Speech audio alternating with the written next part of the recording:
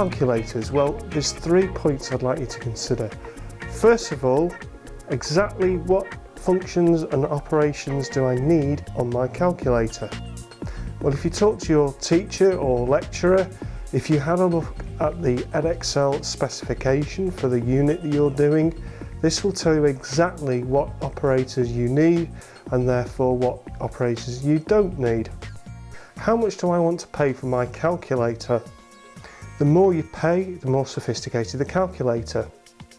You can, however, get some scientific calculators very cheaply at pound shops. This one I got from a pound shop. Now, I'm not suggesting you spend £1, although this was a good calculator for £1.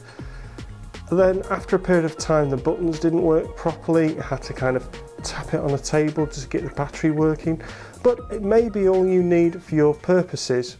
However, I would suggest that you buy a calculator in the range of £5 to £8 at today's prices. Many of you, quite understandably, will say, well, why do I spend £5 to £8 on a calculator when I can just use the one on my mobile phone? Some of the newer, more expensive mobile phones have some very good scientific calculators built into them. But the problem is not so much the quality of the calculator or its ease of use. The problem is that there's lots of places that ban mobile phones. Indeed, there's many companies that regard them as a security risk. And if you're caught using a mobile phone for whatever reason, you can actually get fired.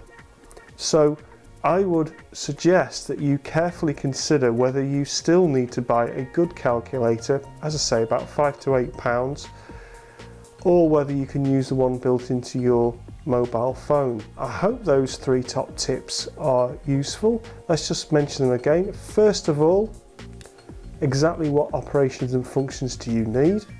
Secondly, how much do I need to spend? I would suggest £5 to £8, though you can get them that are okay for £1.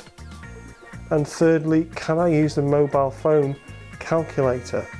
Please click on the follow me on my Twitter. Please email me with any thoughts or problems you might have.